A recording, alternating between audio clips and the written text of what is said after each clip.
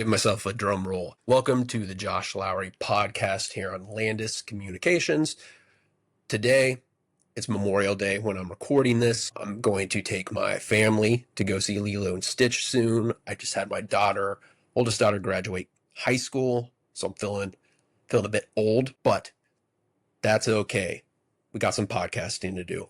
First off, it's Memorial Day, so a big thank you to all those who gave their life, the ultimate sacrifice for our freedom, of course.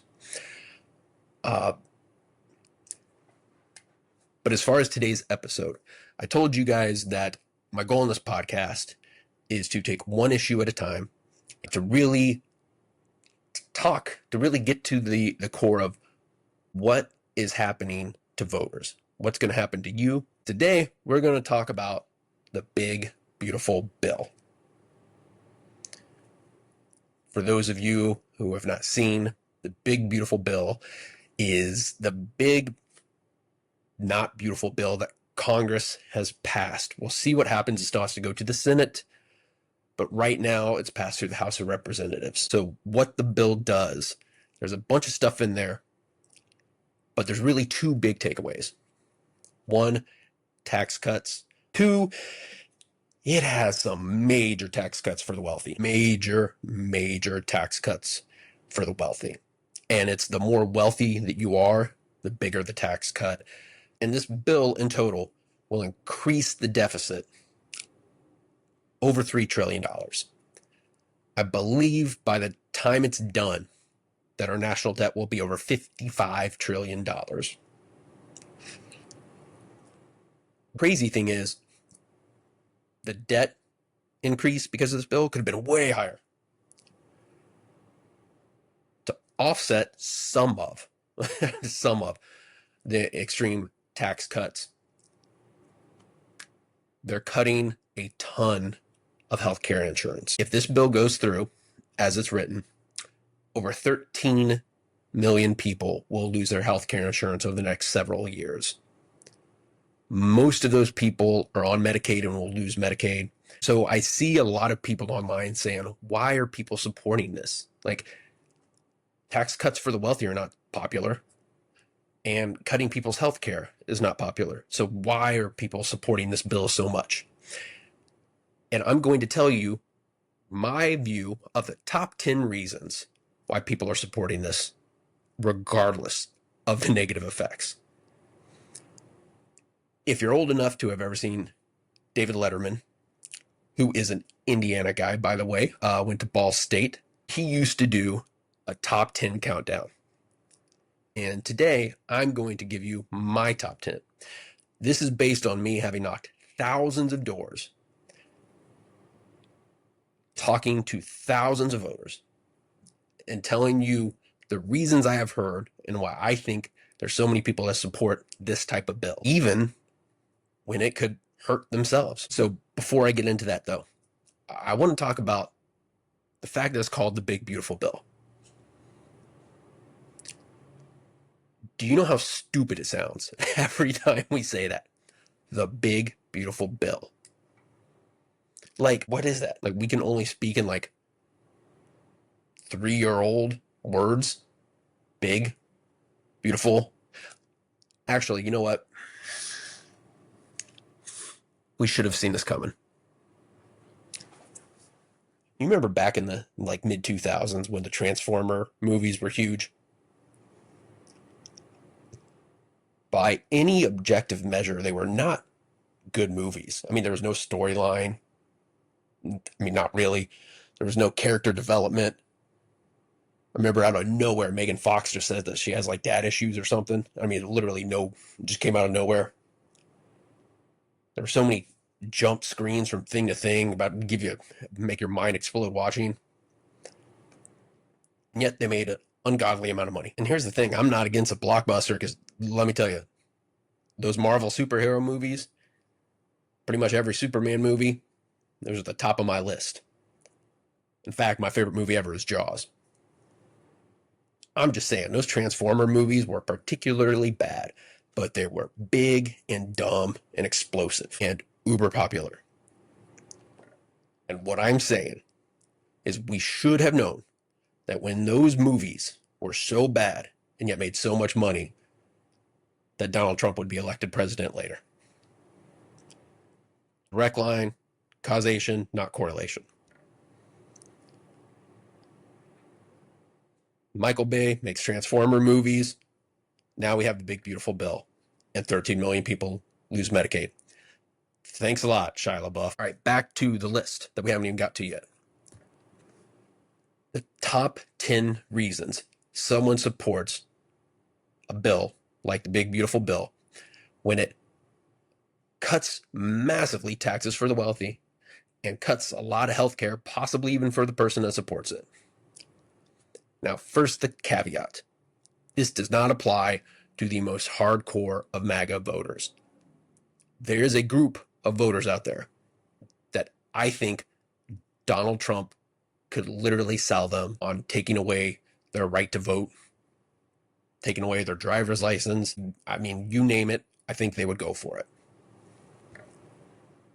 I mean, I think we've already seen this with the tariffs. If tariffs are so great and you have to have them, then why are they also celebrating him taking them off? And then they're like, oh, look, it's the art of the deal, when literally nothing was gained. So, like, if that's who you are, there was no rational argument anyways that was going to make a difference, and there wasn't ever going to be a reason you were not going to like the big, beautiful bill, because if Trump said it, you like it. But we all know people that when you talk to them one-on-one, it's rational. They have a rational reason that they've gotten to their political views. And to them, there is a rational reason why they would support the cutting of someone's health care and the cutting of taxes for the uber wealthy. And what I'm saying to you is it's not as ludicrous as you probably think. And yes, I said ludicrous, not ludacris.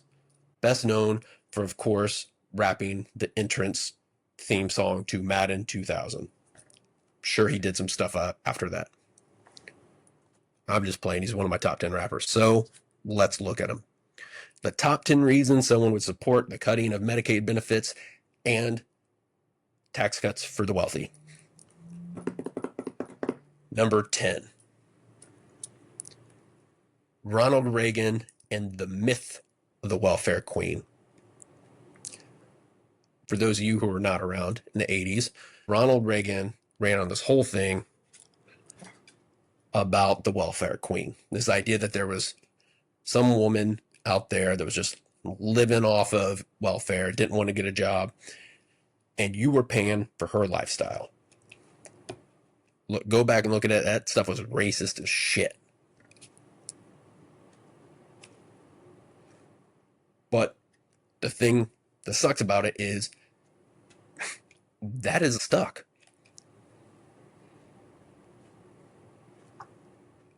I don't think you can separate something that gets planted in somebody's head at such an early age. There are a lot of people, Gen Xers, even baby boomers, that were of coming of political age, or really that was the time when they really started paying attention.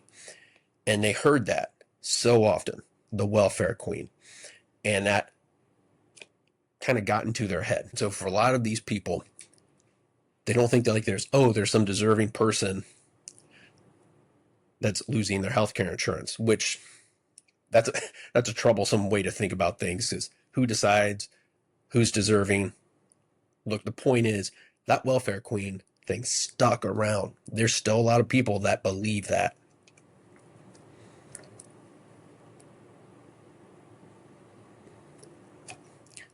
The number 9 reason someone supports the cutting of Medicaid for increasing tax cuts for the wealthy. They think everyone is lazy. They just need to get a job.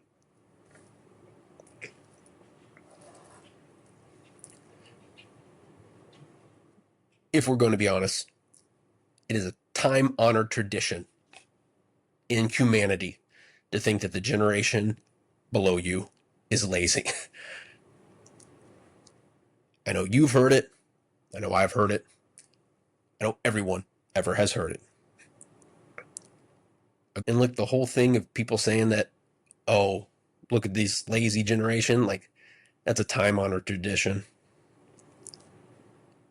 I mean, it ignores the fact that if you actually want to look at what happened, it's because interest rates, student loan costs, like life is not affordable like it was for our parents. I mean, I can't tell you how many people I know graduated college. They couldn't get a house until they were in their 30s to pay off their student loans. That didn't happen to our parents. One, there used to be a lot of jobs that they could get without a college degree. But two, college didn't cost a ton. You could work your way through it. Try working your way through something that costs more than you're going to make when you get out per year. That's another one where we're overcoming just a generational thing. It does ignore the fact that actually a lot of people on Medicaid do work. And if they don't, there's a reason they can't. And here we go, our first appearance of the star of the podcast, Ollie the dog.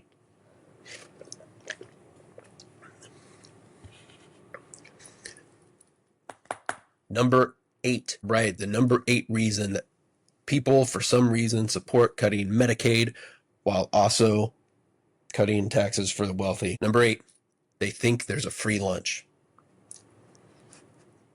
The other day I was having a conversation with someone, and they proceeded to have the most contradictory complaint I've ever heard in my life.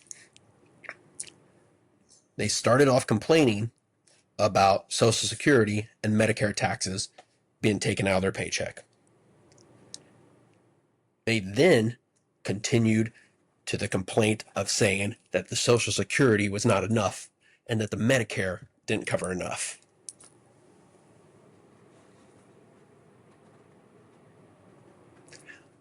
How do you think you're going to pay for the Social Security and Medicare if you're not going to take it out of the paychecks? There's no free lunch. I don't get it. So many people will say, I don't think I should have to pay this tax. I don't think our taxes should be this high. You ask them what they want to cut. It's never anything from them, and they want more. But there's just some reason that they think that there's a free lunch. The irony is a lot of those people are the same people that are calling everybody else lazy and saying they're entitled. Number 7, the reason why a lot of people are okay with other people losing their health care, because at some point they lost their health care. I've heard a lot of people,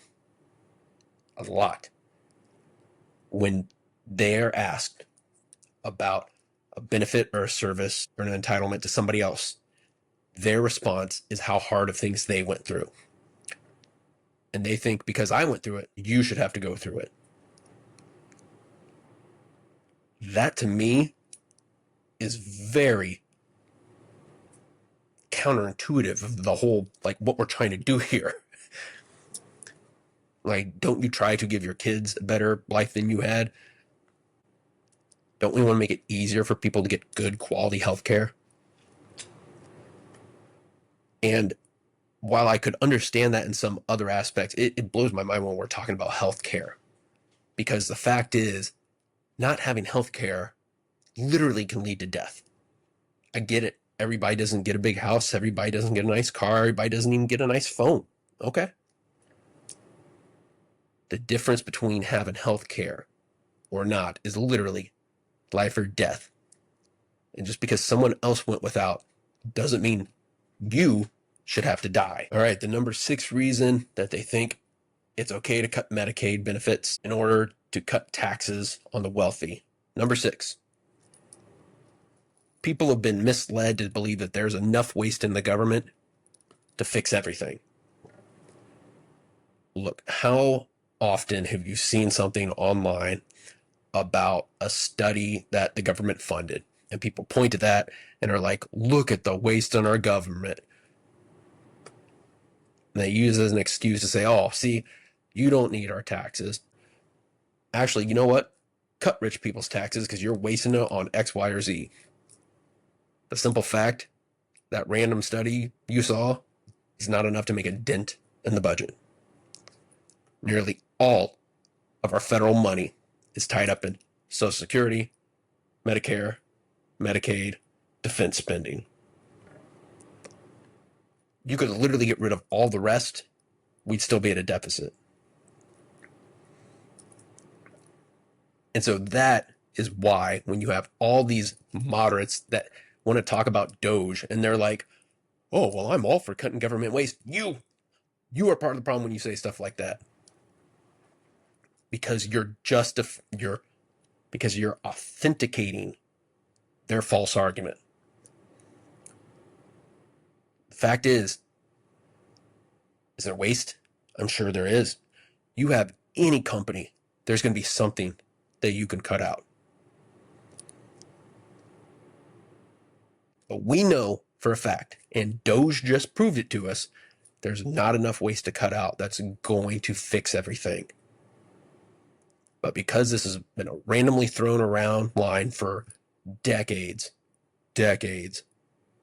people think, oh, no problem. We'll fix it that way. But not enough waste, guys. Can't just fix everything that way. All right. The number 5 reason someone supports cutting Medicaid in order to give tax cuts to the wealthy. Number 5, there's an unhealthy amount of billionaire worship in America. Guys, I can't tell you how many people think that billionaires or even millionaires are like above us all, different creatures, greater than all. Never mind how they got it. Like, most people will probably not differentiate between someone that was given their wealth or created their wealth. And look, again, that's a whole nother topic, but I can tell you something that I know for a fact. For anyone that says, well, billionaires are billionaires because they work harder than the rest of us, I'm calling bullshit. Because the hardest job I ever had was working for the street department in the summers when I was a teenager. It's like 105 degrees. You're out there moving stuff. You're out there painting sidewalks. You're out there doing whatever kind of street work needs to be done. We tore up sidewalks. We're planning stuff. Whatever. It was way harder than like sitting in an office and making big decisions. Guess what? Nobody working for the street department is a millionaire. Actually, one time, they didn't have enough garbage trucks. And so we had to take like a flatbed and I just rode on the side, like grab the trash and throw it in the back. Look, I know hanging off the side of a truck and grabbing trash looks really cool. You know what? Actually, it is. All right, the number 4 reason that people support cutting Medicaid to give tax cuts to the wealthy. Drum roll. Number 4, misunderstanding of Medicaid. Look, we'll have a whole episode about this, but people generally misunderstand what Medicaid is or what it does. I think the most relevant one, and this is one I used to have to deal with when I was at the Attorney General's office, there are a lot of people that when they get put into assisted living or they need nursing help at home, they don't start off on Medicaid, but Medicare only covers a certain amount. And so Medicare pays its portion, maybe you have some savings, and it doesn't take too long to drain through that. Next thing you know, you're on Medicaid and Medicaid's paying for your assisted living. Medicaid's paying for the nurse that comes to your house.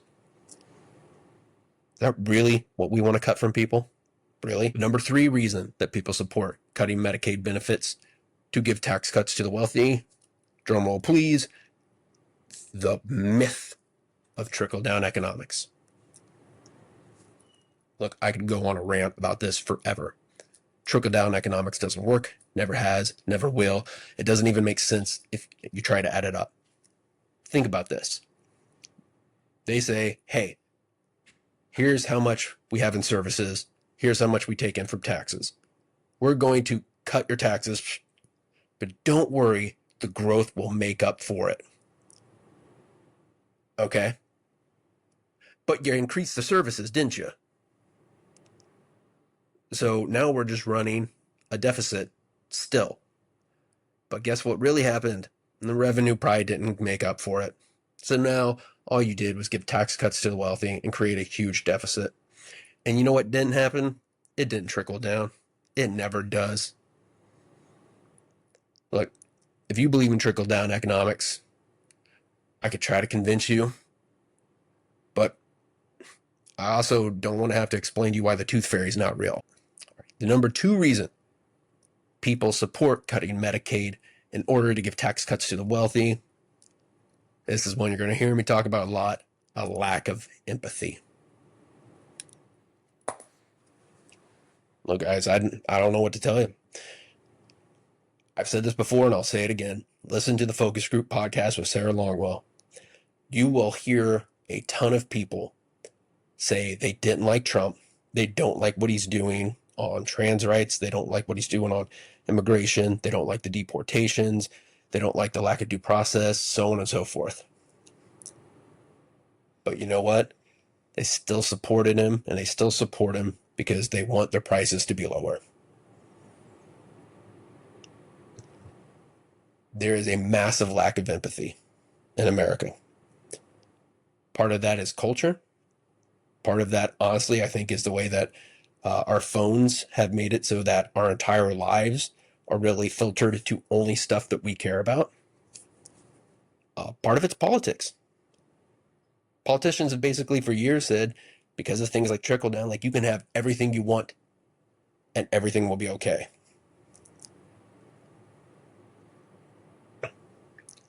I have a theory, and I'm not excited about this theory. I think you could take some right and say, all right, a group of people has the right to do this. We're going to ban that so that you, in turn, get $2 gas. Probably passes. And the thing that scares me is how far does that go? And I'm serious about this one. What if they said we're going to repeal women's right to vote, but gas will be $1 forever? You know what scares me? How many women could Trump get to support that? I mean, look, you got people right now that they're the ones that are going to lose the Medicaid, and they're still okay with it because they say, well, if Trump said, it must be the right thing to do.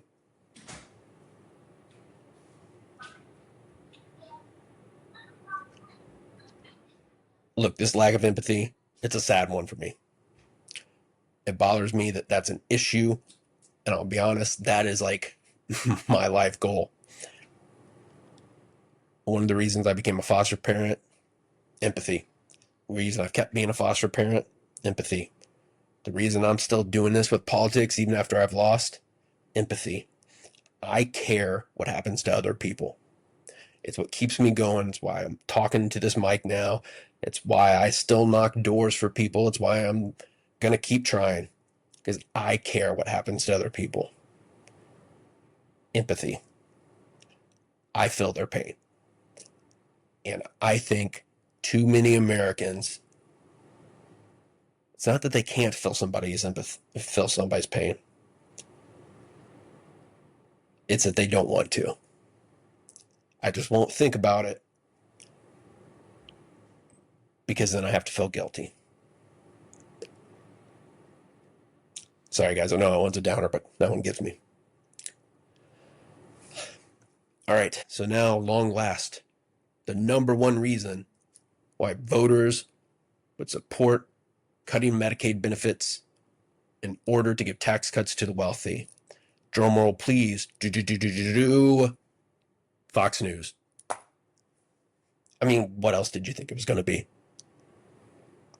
Look, guys, I don't know what to tell you. When you talk to voters, when you knock doors, you will meet people that only have negative thoughts of Democrats and only positive thoughts of Republicans. And I would talk to them and they would say, well, you seem pretty rational. Like, you seem normal. If more Democrats were like you, I'd vote Democrat. And I would always say, I am like most Democrats. But you know what? They watch Fox News all the time. So the only version of a Democrat they see is the evil caricature the Fox News paints. Let me ask you something. How many diehard Republican voters do you know that don't watch Fox News? And if they don't watch Fox News, they watch something Fox News adjacent. But it goes even farther than that. I don't know what it's like outside of Indiana, but in Indiana, you go to a bank, guess what's on? Fox News. You go to a doctor's office, guess what's on? Fox News. You go to a gym, guess what's on? Fox News. So it gets to the point where it's like, even if you aren't a diehard Fox News watcher, the little bit of news that you see is Fox News. And I would not wish upon my worst enemy that they have to watch Fox News. But I've seen it. I can't tell you how crazy an alternative of a reality they live in. If a Republican does something bad, they just don't cover it. Or they twist it to make it good. What I'm saying is, if you watch Fox News, you literally can come away with the idea that everything Republicans do is good and everything Democrats do is bad. Like, just think how preposterous that is as a concept. Everything someone does is wrong. You ever heard the saying, a broken clock is right at least 2 times a day? Well, apparently, Fox News doesn't even believe a broken clock gets things right. Without a doubt, the number one reason that someone who is not just a diehard MAGA person would support something like the big, beautiful bill, even if they don't support those underlying policies, is Fox News. Just watch. Fox News will convince some of these people that are losing their Medicaid that it's a good thing. So there you have it.